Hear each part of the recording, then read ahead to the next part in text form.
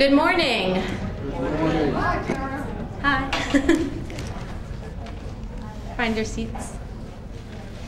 Welcome to the Sunday platform of the Ethical Humanist Society of Long Island. Our society was founded in 1950 and is part of the 132-year-old ethical culture movement. Ethical culture is a religious and educational movement inspired by the ideal that the supreme aim of human life is working to create a better world. Our religion is ethics. We choose to attribute worth and dignity to human life as the starting point of our quest for an ethical life. Ethical culture is dedicated to the proposition that every person is irreplaceable, and that in an ethical world, each of us makes a unique contribution to the common good. We believe that nothing should be more important to people than people. Our future requires a great new faith, faith not in authority, but in the promise of humanity. As you may have guessed, we have a very special platform planned for you today. Members of the Future of Ethical Societies are here, or FES, and we're going to tell you a little bit about our lives and also talk about our vision for a younger and more sustainable ethical movement. Max is here. I haven't seen Max in a while. Okay, I'd also like to ask all members of FES who are in the room to stand up and cool. Yeah, briefly introduce yourself, just say your name and what society you grew up in. Does everyone feel who's here?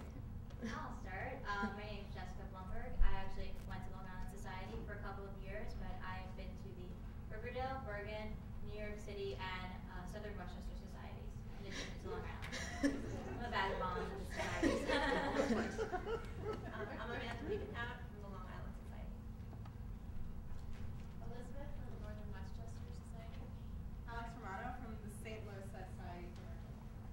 I'm Max Romano, and I have been members of St. Louis, Washington, D.C., and the Silicon Valley Societies. Wow. Let's have our children's message. Does somebody have a children's message?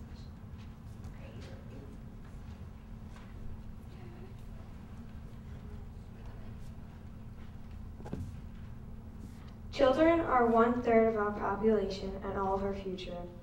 From a select panel for the promotion of children's health, 1981. Thank you. I now invite the children to go to their classrooms. Okay. Amanda Leavenhout will read this morning's poem.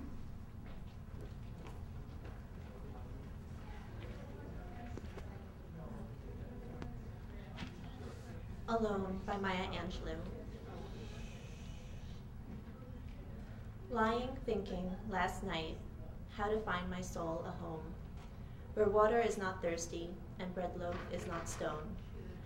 I came up with one thing, and I don't believe I'm wrong, that nobody, but nobody, can make it out here alone. Alone, all alone, nobody but nobody can make it out here alone. There are some millionaires with money they can't use. Their wives run around like banshees, their children sing the blues. They've got expensive doctors to cure their hearts of stone, but nobody, nobody, can make it out here alone. Alone, all alone, nobody but nobody can make it out here alone. Now if you listen closely, I'll tell you what I know. Storm clouds are gathering, the wind is gonna blow. The race of man is suffering, and I can hear them moan, 'cause nobody but nobody can make it out here alone. Alone, all alone, nobody but nobody can make it out here alone. Music this morning will be provided by Derek Smith, who is a former member of the Long Island Yes Group, and he's a guitar guru, and he will now play the first piece of music. This piece actually has a bit of a story behind it. I read in a online Japanese newspaper about, it was a whole very emotionally written article about a radish that grew out of the sidewalk in the middle of, I forget which city, but a big city. And how, you know, people were coming around and looking at the radish because it looked so amazing. And it really struck me how sensitive everyone was to it, and how there was an article about it and everything.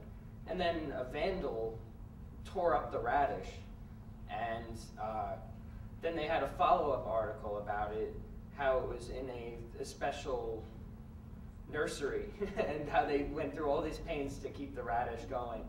And I just thought it was an excellent show of compassion and also just, you know, the strength of something growing out of the sidewalk and how people actually even noticed it. And there's small things in the world that are very powerful.